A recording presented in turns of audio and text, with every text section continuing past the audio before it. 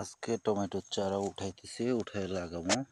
এইদিকে 50টা উঠাইছি, আর 50টা উঠামো। এখন উঠানোর পরে লাগামো এই বছরের মতন প্রথম।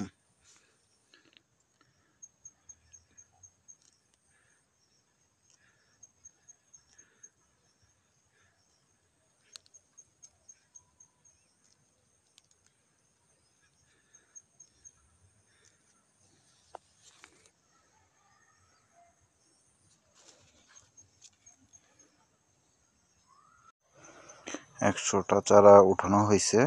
এই 100টা চারা এখন আমি এক জায়গায় রাখবো। রাখার পর কিছুক্ষণ পর এই চারাগুলোরে ছত্রাকনাশকের মধ্যে দিব।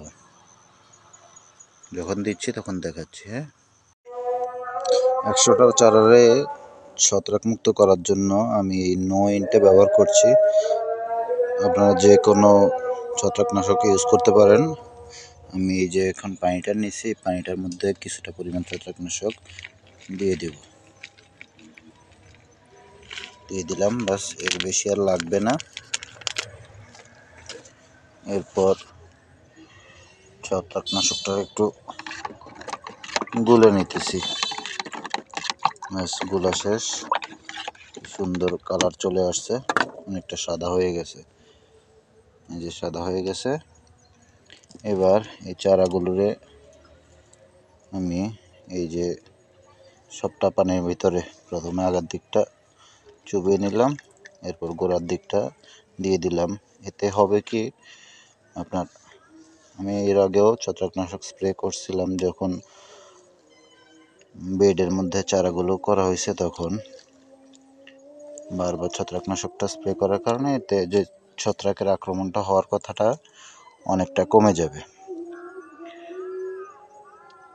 এরপর এখন আস্তে আস্তে এই চারাগুলো আমি রোপণ করব। আর টমেটো চাষি ভাইরা একটা জিনিস খেয়াল রাখবেন, সব সময় টমেটো চাষের ক্ষেত্রে কখনোই চাষের আগে, চাষ দেওয়ার সময় বা চারা লাগানোর সময় কখনোই জৈব সার ব্যতীত অন্য কোনো রাসায়নিক সার ব্যবহার করবেন না।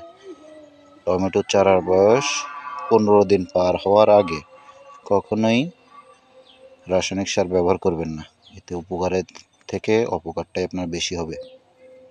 আমি আমার এই জমিটার ভিতরে সম্পূর্ণ টমেটো চাষ করব। চাষ দেওয়ার আগে দেখতেছেন আমি সুন্দর করে জমিটাকে রেডি করে নিছি। চাষ দিয়ে জৈব সার দিছি, গোবর। এই জমিটার পরিমাণ প্রায় 5%। আমি এখানে 10 বস্তা মতো গোবর দিয়েছি। গোবর দেওয়ার পর বাজারে যে ডাস্ট চুনটা পাওয়া যায়, সেই চুনটা দিছি যাতে ছত্রাকের আক্রমণটা কম হয়, আর ক্যালসিয়ামটা পাওয়া যায়। চুন আপনারা জানেন যে ক্যালসিয়ামেরও কাজ করে। আর এখানে যেগুলো দেখতে পাইতেছেন এগুলি হচ্ছে মূলা। আমি এগুলির শাক করব, সেজন্য এগুলি এখন থাকলে অসুবিধা নেই। এগুলি থাকা অবস্থায় আমি ধীরে ধীরে এখন টমেটোর চারাগুলো রোপণ করে দেব। আর একটা চারা থেকে একটা চারার দূরত্ব হবে 1.5 হাত করে।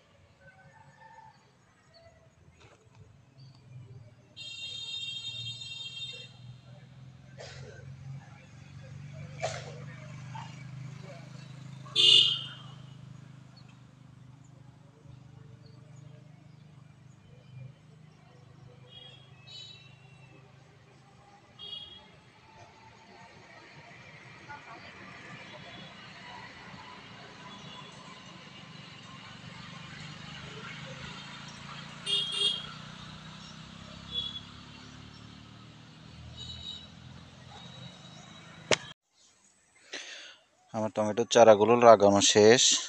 এখন আমি এগুলোতে পানি দেব। পানি দেওয়ার আগে কিছুক্ষণ আগে যে ছত্রাকনাশকের পানিটা নিয়েছিলাম ওইটা আছে, ওই পানিটা আমি অল্পের সাথে মিশিয়ে নিতেছি। না দিলে অসুবিধা নেই, দিলেও কোনো অসুবিধা নেই। আস্তে আস্তে অল্প অল্প একটু করে পানি দিয়ে দেব, যাতে করে গাছটা না মরে। আর টমেটোর চাষের ক্ষেত্রে সবসময় খেয়াল রাখতে হবে যাতে টমেটোর মাটিটা যত বেশি গুঁড়া করা হবে তত বেশি টমেটোর গাছটা টিকবে ভালো, গাছ নষ্ট হবে না, ফলন দিবে ভালো।